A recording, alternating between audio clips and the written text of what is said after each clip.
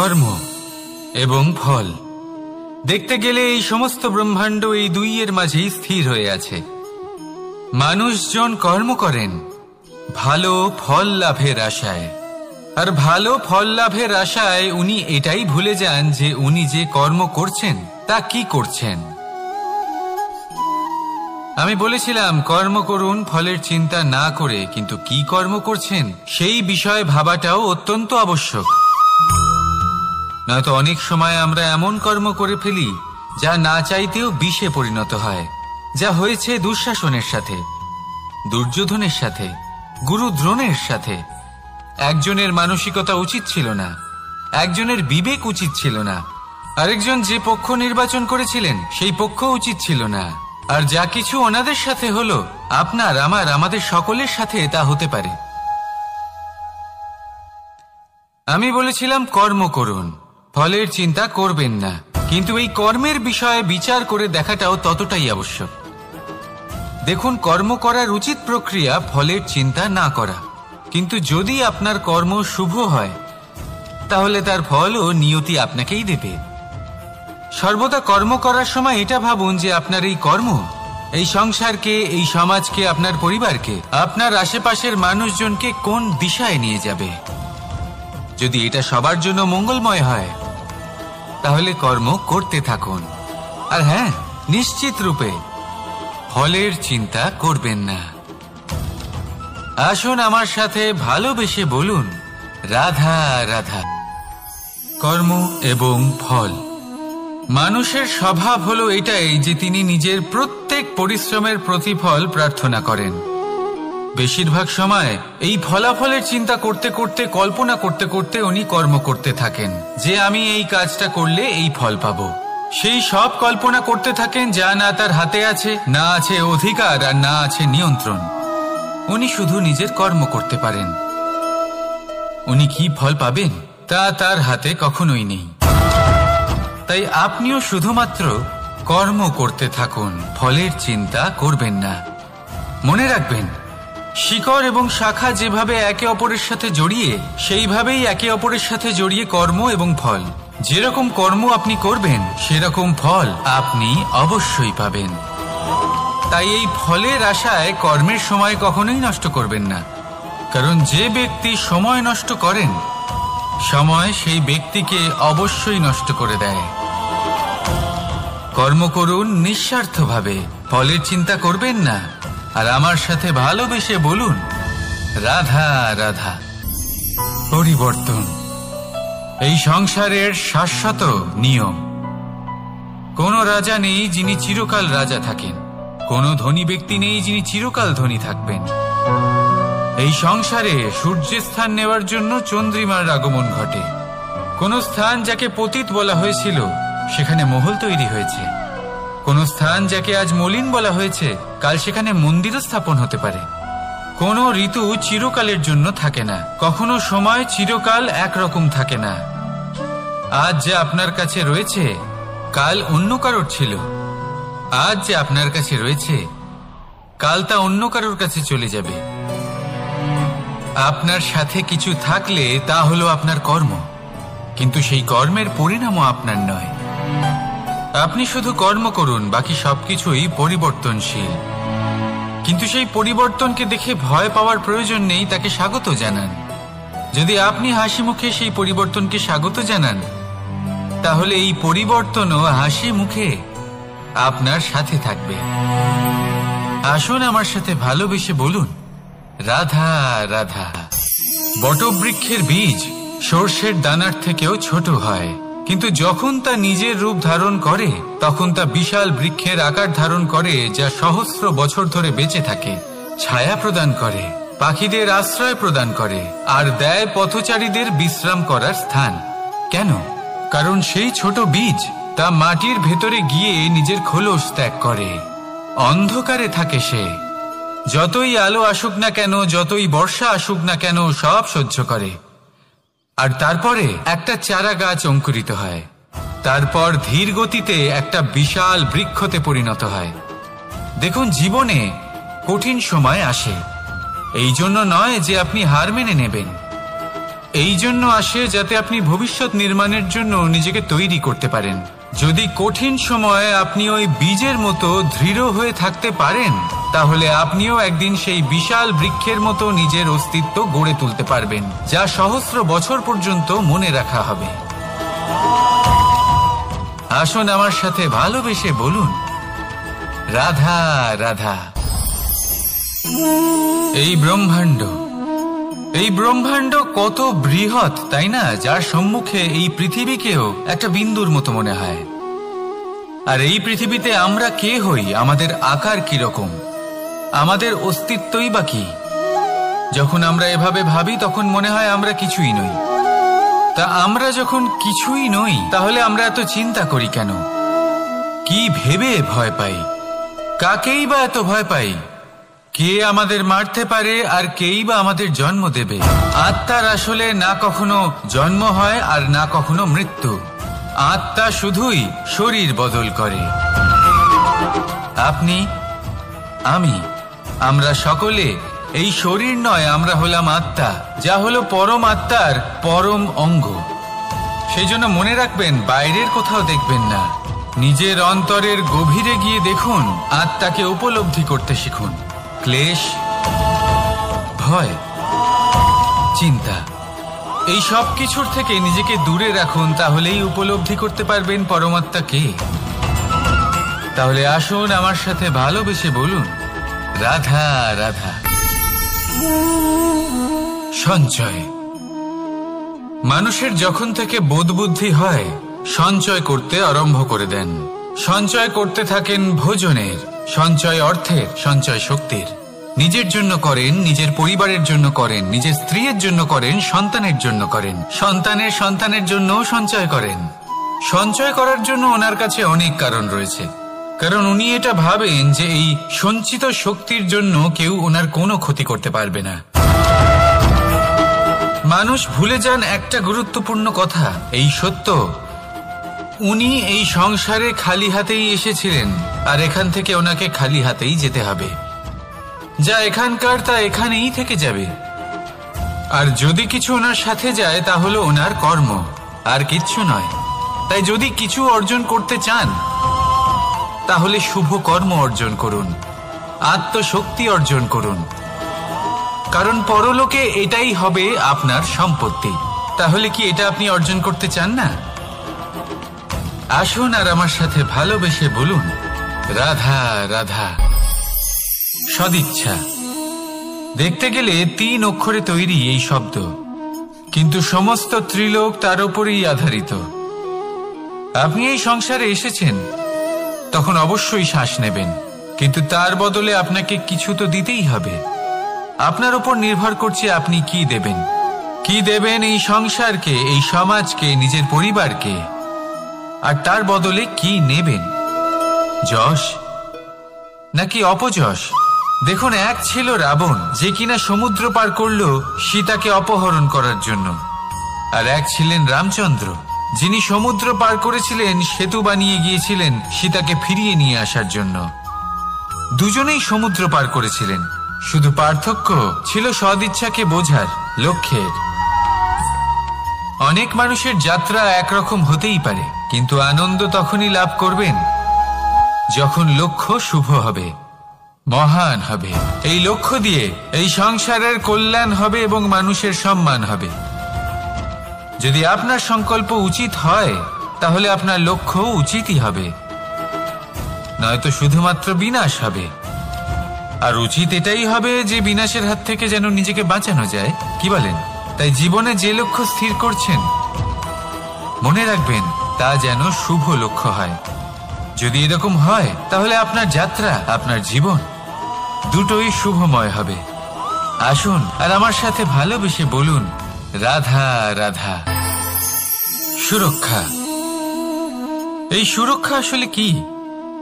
এটা কি কোনো কবচ নাকি কোনো সীমা? এই সুরক্ষা আসলে অন্য কিছু। আমাদের মাতা পিতা, আমাদের প্রিয়জন, আমাদের বন্ধু, এই সমাজ, আমাদের শুভাকাঙ্ক্ষী, আমাদের আত্মীয়, এনারা সবাই আমাদের জীবনে কোনো না কোনো ভাবে সুরক্ষা দিয়ে থাকেন, একটা কবচ দিয়ে থাকেন কোনো না কোনো রূপে। কিন্তু দেখতে গেলে আমাদের পরাক্রমের পথে, আমাদের বীরত্বের পথে, আমাদের সাহসের পথে এই সুরক্ষাই সব থেকে বড় বাধা হয়ে দাঁড়ায়। একবার ভেবে দেখুন, যদি আপনি কোনো সুরক্ষাই না পান, বা যদি আপনি এই সুরক্ষা ভেঙে বাইরে আসতে পারেন, তাহলে আপনার বীরত্ব চরম সীমায় পৌঁছে যায়। কেন? কারণ তখন আপনি জানেন যে এই সংসারের সম্মুখীন আমাদের নিজেদেরই হতে হবে। আপনি বুঝে যান যে শত্রুর সম্মুখীন এবার নিজের বলের দ্বারা, নিজের পরাক্রমের দ্বারা, নিজের সাহসের দ্বারা করতে হবে। আর তখন আমাদের মনের মধ্যে এই শক্তি জাগ্রত হয়। এই শক্তি অন্তরেই বসবাস করে। শুধু এটা চিনে নিতে হবে, একে জাগ্রত করতে হবে। আর এটা সুরক্ষা ভেঙে যাওয়ার পরেই সম্ভব হয়। আর যারা নিজের শক্তি সম্পর্কে জানেন, যিনি নিজেই জানেন তিনি কতটা শক্তিশালী, তিনি নিজেই নিজের সুরক্ষা কবচ চিরকালের মতো ভেঙে ফেলে দেন, ঠিক কর্ণের মতো। আর তারপরে দেখুন, আপনার পরাজয় হোক বা বিজয়ী হোক না কেন, সেটাই অনেক বড় হয়, সেটাই প্রশস্ত হয়ে থাকে। সেই জন্য ত্যাগ করুন নিজের ভয়কে, নিজের আশেপাশের এই সুরক্ষা চক্রকে ভেঙে ফেলুন, আর সম্মুখীন হন এই সংসারের নিজের শত্রুর সম্মুখীন হন।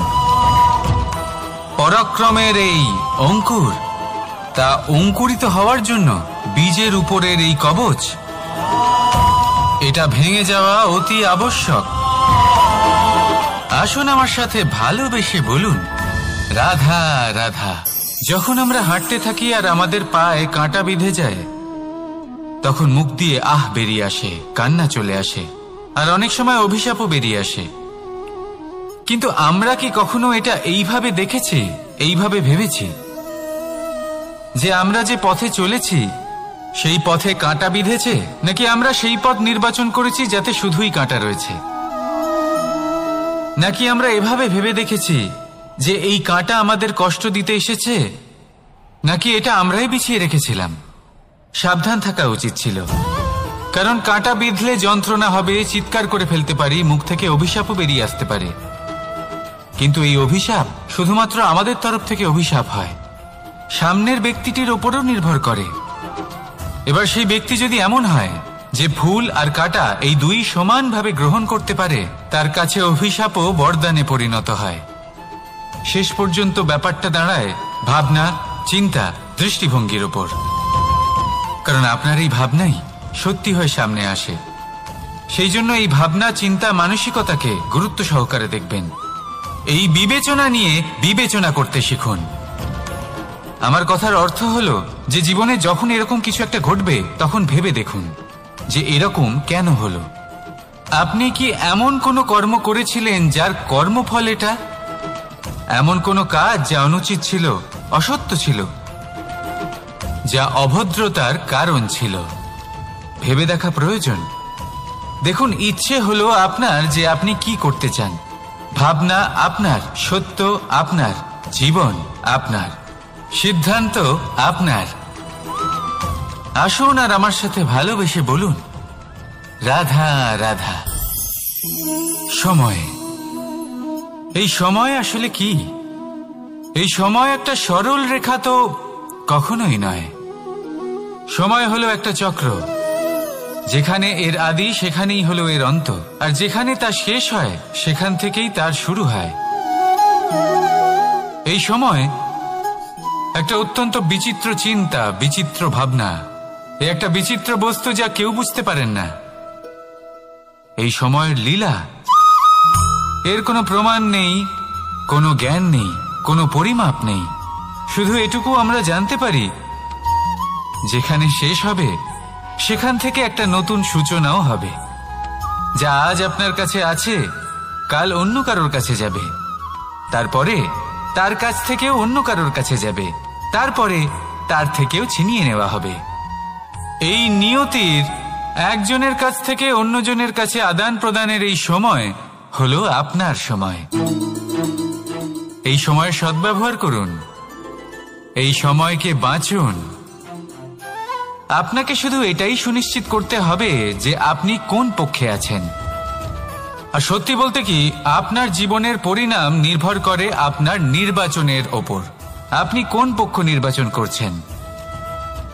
তাহলে মনে রাখবেন, জীবনে সেই পক্ষই নির্বাচন করবেন যা চয়ন করার পরে আপনি সুখ অনুভব করবেন, আপনি সন্তোষ লাভ করবেন, প্রসন্নতা লাভ করবেন।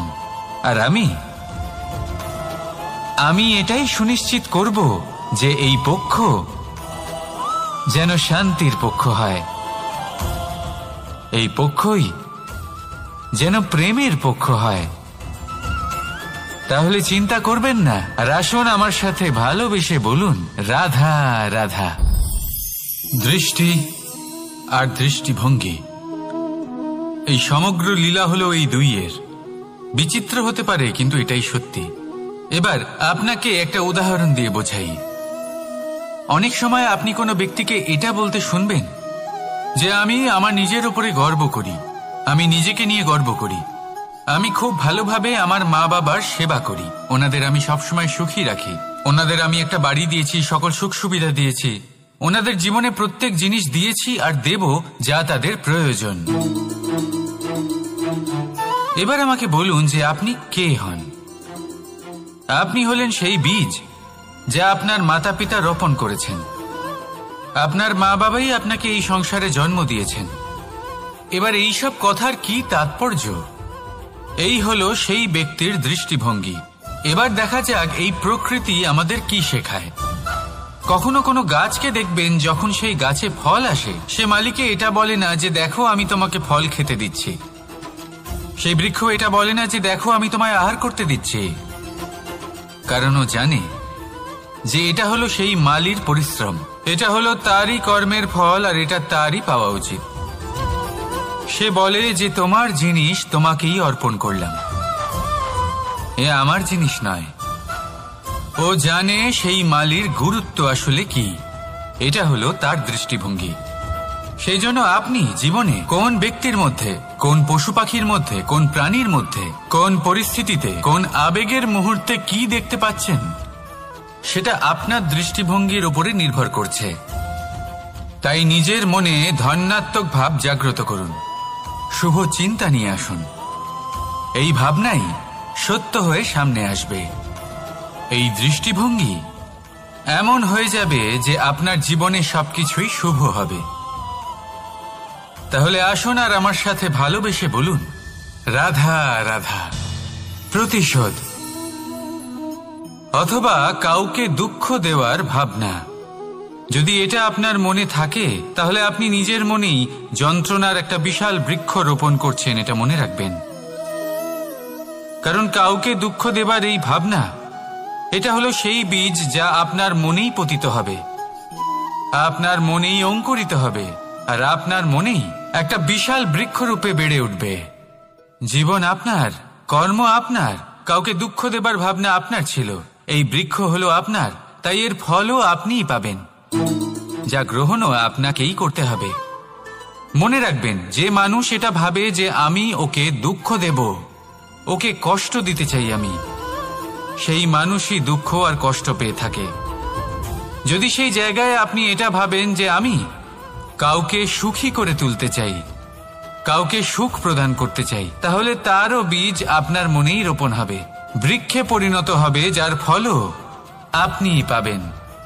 এখানে বিষয়টা হলো শুধু মানসিকতার চিন্তা, যা সত্য হয়ে আপনার সামনে আসে। তাহলে এই মানসিকতা শুভ করুন, সবার জন্য মঙ্গল কামনা করুন। অন্যের মনে আপনার জন্য ভালো চিন্তা থাকুক বা না থাকুক, আপনি সবার জন্য শুভ চিন্তা করে কর্ম করতে থাকুন, তাহলে আপনার সাথেও ভালোই হবে। তাহলে আসুন আর আমার সাথে ভালোবেসে বলুন, রাধা রাধা। সুখ আর অভিজ্ঞতা, এই দুই জীবনে একসাথে কখনোই আসে না।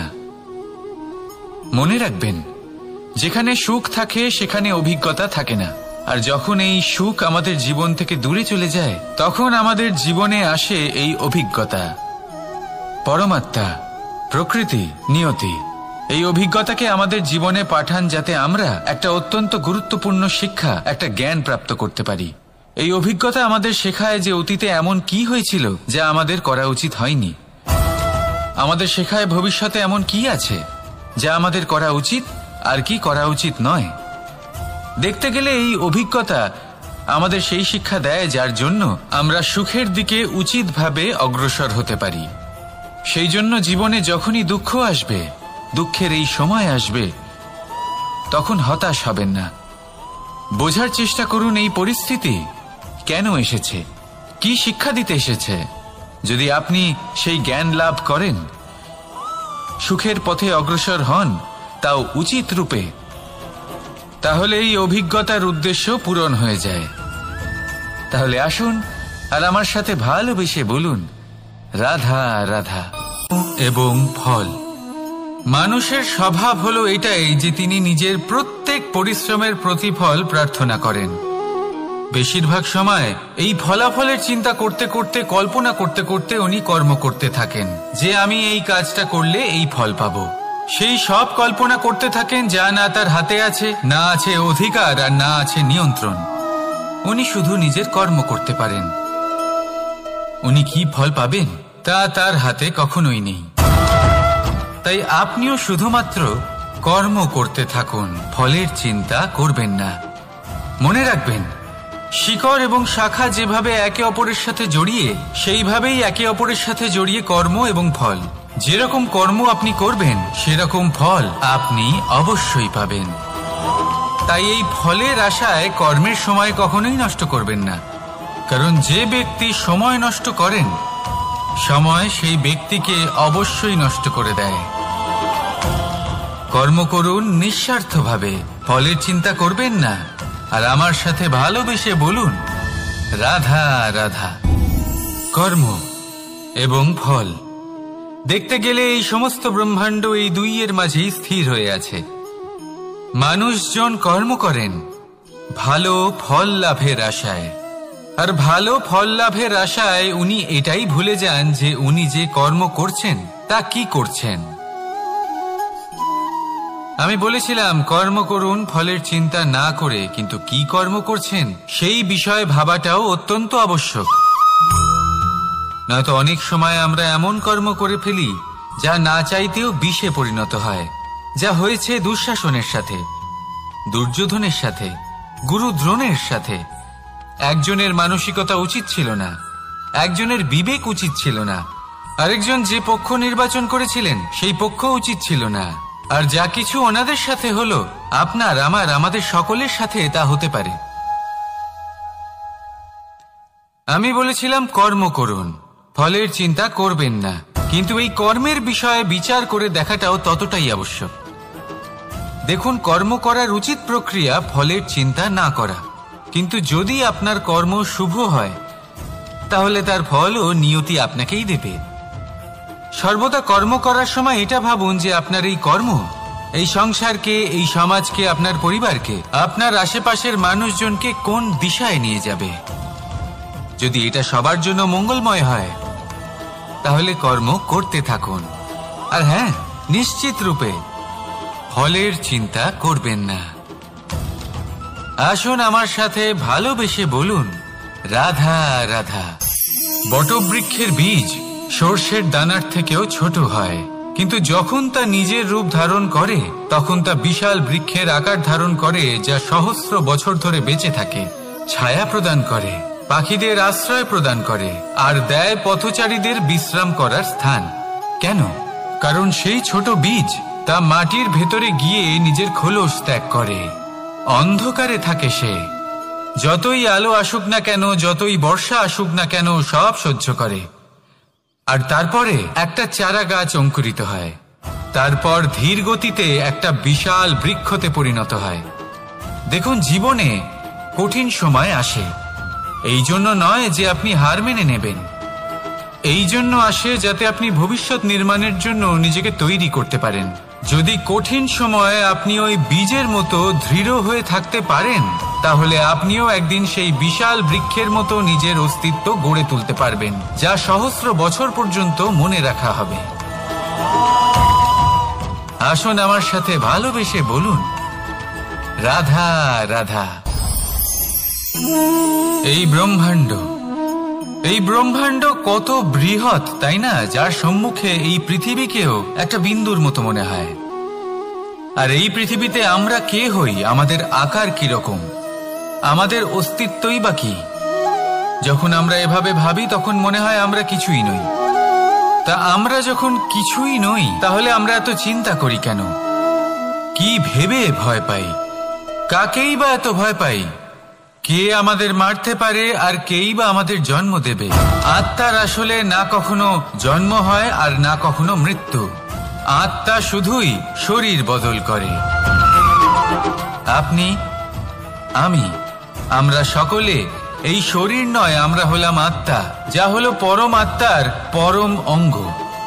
সেই জন্য মনে রাখবেন, বাইরের কোথাও দেখবেন না, নিজের অন্তরের গভীরে গিয়ে দেখুন, আত্মাকে উপলব্ধি করতে শিখুন। ক্লেশ, ভয়, চিন্তা, এই সব কিছুর থেকে নিজেকে দূরে রাখুন, তাহলেই উপলব্ধি করতে পারবেন পরমাত্মাকে। তাহলে আসুন আমার সাথে ভালোবেসে বলুন, রাধা রাধা। পরিবর্তন এই সংসারের শাশ্বত নিয়ম। কোনো রাজা নেই যিনি চিরকাল রাজা থাকেন, কোনো ধনী ব্যক্তি নেই যিনি চিরকাল ধনী থাকবেন। এই সংসারে সূর্যের স্থান নেওয়ার জন্য চন্দ্রিমার আগমন ঘটে। কোন স্থান যাকে পতিত বলা হয়েছিল সেখানে মহল তৈরি হয়েছে। কোন স্থান যাকে আজ মলিন বলা হয়েছে কাল সেখানে মন্দিরও স্থাপন হতে পারে। কোন ঋতু চিরকালের জন্য থাকে না, কখনো সময় চিরকাল একরকম থাকে না। আজ যে আপনার কাছে রয়েছে কাল অন্য কারোর ছিল, আজ যে আপনার কাছে রয়েছে কাল তা অন্য কারোর কাছে চলে যাবে। আপনার সাথে কিছু থাকলে তা হলো আপনার কর্ম, কিন্তু সেই কর্মের পরিণামও আপনার নয়। আপনি শুধু কর্ম করুন, বাকি সবকিছুই পরিবর্তনশীল। কিন্তু সেই পরিবর্তনকে দেখে ভয় পাওয়ার প্রয়োজন নেই, তাকে স্বাগত জানান। যদি আপনি হাসি মুখে সেই পরিবর্তনকে স্বাগত জানান, তাহলে এই পরিবর্তনও হাসি মুখে আপনার সাথে থাকবে। আসুন আমার সাথে ভালোবেসে বলুন, রাধা রাধা। সঞ্চয়। মানুষের যখন থেকে বোধ বুদ্ধি হয় সঞ্চয় করতে আরম্ভ করে দেন। সঞ্চয় করতে থাকেন ভোজনের, সঞ্চয় অর্থের, সঞ্চয় শক্তির। নিজের জন্য করেন, নিজের পরিবারের জন্য করেন, নিজের স্ত্রীর জন্য করেন, সন্তানের জন্য করেন, সন্তানের সন্তানের জন্যও সঞ্চয় করেন। সঞ্চয় করার জন্য ওনার কাছে অনেক কারণ রয়েছে, কারণ উনি এটা ভাবেন যে এই সঞ্চিত শক্তির জন্য কেউ ওনার কোনো ক্ষতি করতে পারবে না। মানুষ ভুলে যান একটা গুরুত্বপূর্ণ কথা, এই সত্য, উনি এই সংসারে খালি হাতেই এসেছিলেন আর এখান থেকে ওনাকে খালি হাতেই যেতে হবে। যা এখানকার তা এখানেই থেকে যাবে। আর যদি কিছু ওনার সাথে যায় তা হলো ওনার কর্ম, আর কিচ্ছু নয়। তাই যদি কিছু অর্জন করতে চান তাহলে শুভ কর্ম অর্জন করুন, আত্মশক্তি অর্জন করুন, কারণ পরলোকে এটাই হবে আপনার সম্পত্তি। তাহলে কি এটা আপনি অর্জন করতে চান না?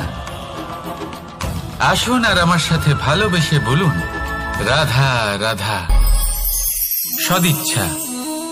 দেখতে গেলে 3 অক্ষরে তৈরি এই শব্দ, কিন্তু সমস্ত ত্রিলোক তার উপরেই আধারিত। আপনি এই সংসারে এসেছেন, তখন অবশ্যই শ্বাস নেবেন, কিন্তু তার বদলে আপনাকে কিছু তো দিতেই হবে। আপনার উপর নির্ভর করছে আপনি কি দেবেন। কি দেবেন এই সংসারকে, এই সমাজকে, নিজের পরিবারকে, আর তার বদলে কি নেবেন? যশ নাকি অপযশ?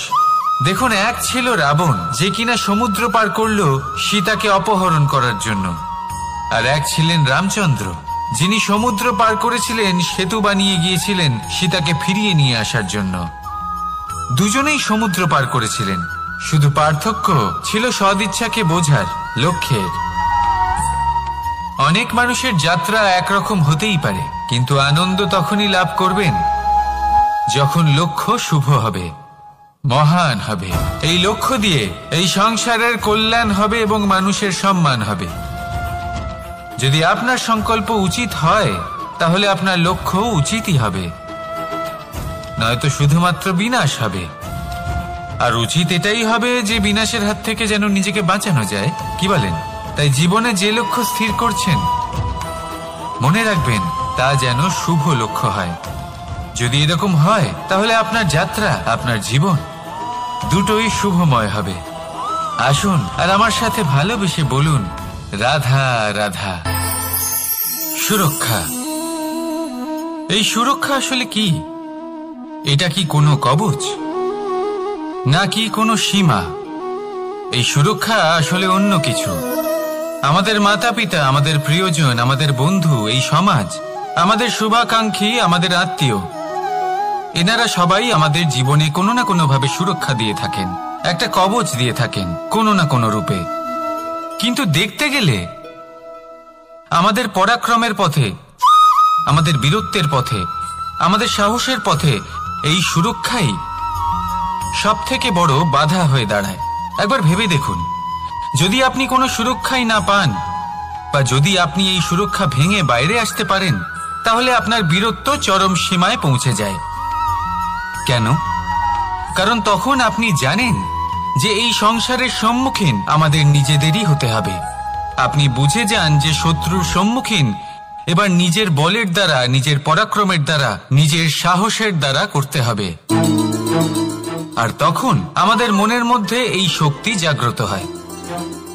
এই শক্তি অন্তরেই বসবাস করে।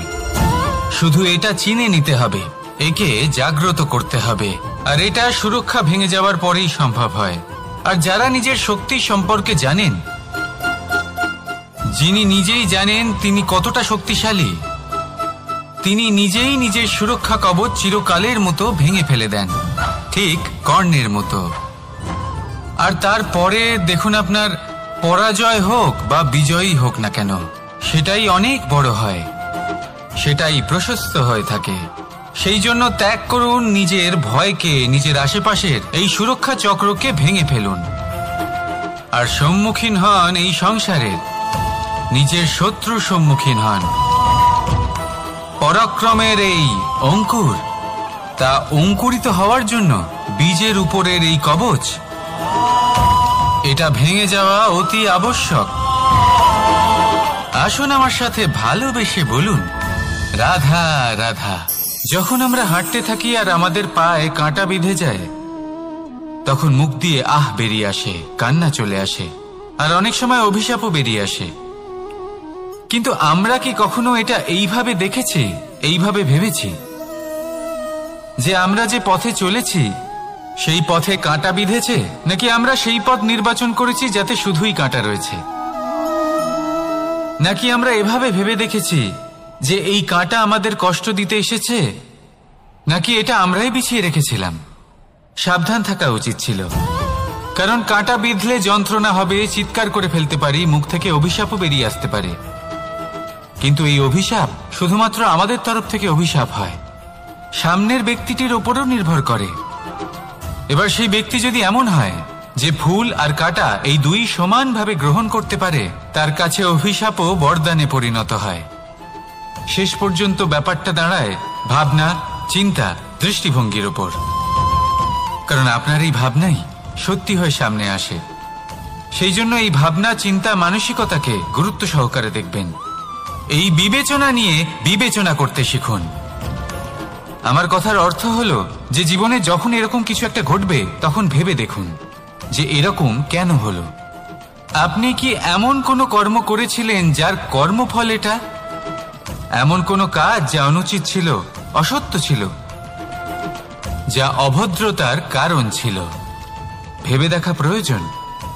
দেখুন, ইচ্ছে হলো আপনার যে আপনি কি করতে চান, ভাবনা আপনার, সত্য আপনার, জীবন আপনার, সিদ্ধান্ত আপনার।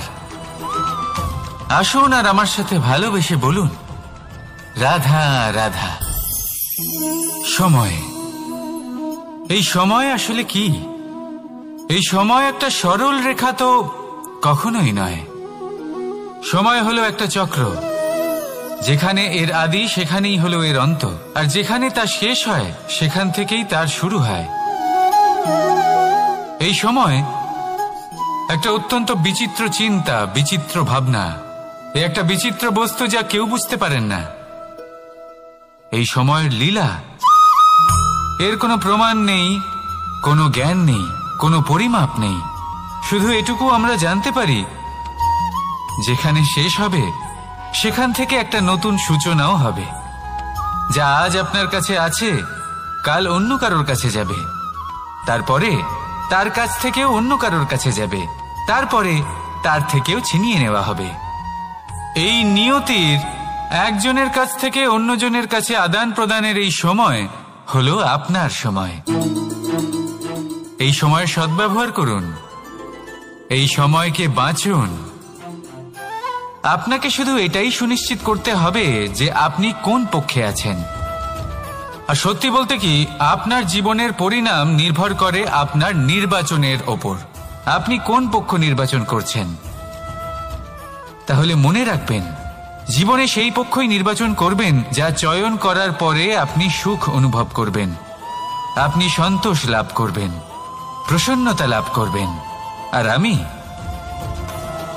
আমি এটাই সুনিশ্চিত করব যে এই পক্ষ যেন শান্তির পক্ষ হয়, এই পক্ষই যেন প্রেমের পক্ষ হয়।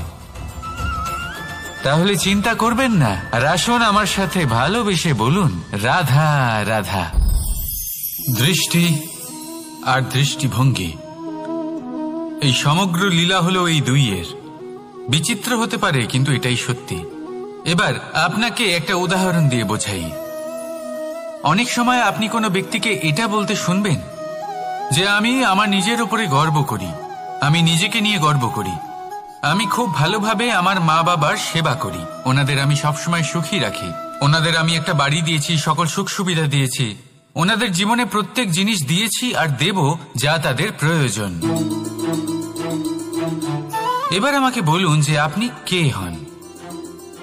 আপনি হলেন সেই বীজ যা আপনার মাতা পিতা রোপণ করেছেন। আপনার মা বাবাই আপনাকে এই সংসারে জন্ম দিয়েছেন। এবার এইসব কথার কি তাৎপর্য? এই হলো সেই ব্যক্তির দৃষ্টিভঙ্গি। এবার দেখা যাক এই প্রকৃতি আমাদের কি শেখায়। কখনো কোনো গাছকে দেখবেন, যখন সেই গাছে ফল আসে, সে মালিকে এটা বলে না যে দেখো আমি তোমাকে ফল খেতে দিচ্ছি। সেই বৃক্ষ এটা বলে না যে দেখো আমি তোমায় আহার করতে দিচ্ছি, কারণ ও জানে যে এটা হলো সেই মালির পরিশ্রম, এটা হলো তারই কর্মের ফল, আর এটা তারই পাওয়া উচিত। সে বলে যে তোমার জিনিস তোমাকেই অর্পণ করলাম, এ আমার জিনিস নয়। ও জানে সেই মালির গুরুত্ব আসলে কি। এটা হলো তার দৃষ্টিভঙ্গি। সেই জন্য আপনি জীবনে কোন ব্যক্তির মধ্যে, কোন পশু পাখির মধ্যে, কোন প্রাণীর মধ্যে, কোন পরিস্থিতিতে, কোন আবেগের মুহূর্তে কি দেখতে পাচ্ছেন, সেটা আপনার দৃষ্টিভঙ্গির উপরে নির্ভর করছে। তাই নিজের মনে ধন্যাত্মক ভাব জাগ্রত করুন, শুভ চিন্তা নিয়ে আসুন। এই ভাবনাই সত্য হয়ে সামনে আসবে। এই দৃষ্টিভঙ্গি এমন হয়ে যাবে যে আপনার জীবনে সবকিছুই শুভ হবে। তাহলে আসুন আর আমার সাথে ভালোবেসে বলুন, রাধা রাধা। প্রতিশোধ অথবা কাউকে দুঃখ দেওয়ার ভাবনা, যদি এটা আপনার মনে থাকে, তাহলে আপনি নিজের মনেই যন্ত্রণার একটা বিশাল বৃক্ষ রোপণ করছেন, এটা মনে রাখবেন। কারণ কাউকে দুঃখ দেবার এই ভাবনা, এটা হলো সেই বীজ যা আপনার মনেই পতিত হবে, আপনার মনেই অঙ্কুরিত হবে, আর আপনার মনেই একটা বিশাল বৃক্ষরূপে বেড়ে উঠবে। জীবন আপনার, কর্ম আপনার, কাউকে দুঃখ দেবার ভাবনা আপনার ছিল, এই বৃক্ষ হলো আপনার, তাই এর ফলও আপনিই পাবেন, যা গ্রহণও আপনাকেই করতে হবে। মনে রাখবেন, যে মানুষ এটা ভাবে যে আমি ওকে দুঃখ দেব, ওকে কষ্ট দিতে চাই আমি, সেই মানুষই দুঃখ আর কষ্ট পেয়ে থাকে। যদি সেই জায়গায় আপনি এটা ভাবেন যে আমি কাউকে সুখী করে তুলতে চাই, কাউকে সুখ প্রদান করতে চাই, তাহলে তারও বীজ আপনার মনেই রোপণ হবে, বৃক্ষে পরিণত হবে, যার ফলও আপনিই পাবেন। এখানে বিষয়টা হলো শুধু মানসিকতার চিন্তা, যা সত্য হয়ে আপনার সামনে আসে। তাহলে এই মানসিকতা শুভ করুন, সবার জন্য মঙ্গল কামনা করুন। অন্যের মনে আপনার জন্য ভালো চিন্তা থাকুক বা না থাকুক, আপনি সবার জন্য শুভ চিন্তা করে কর্ম করতে থাকুন, তাহলে আপনার সাথেও ভালোই হবে।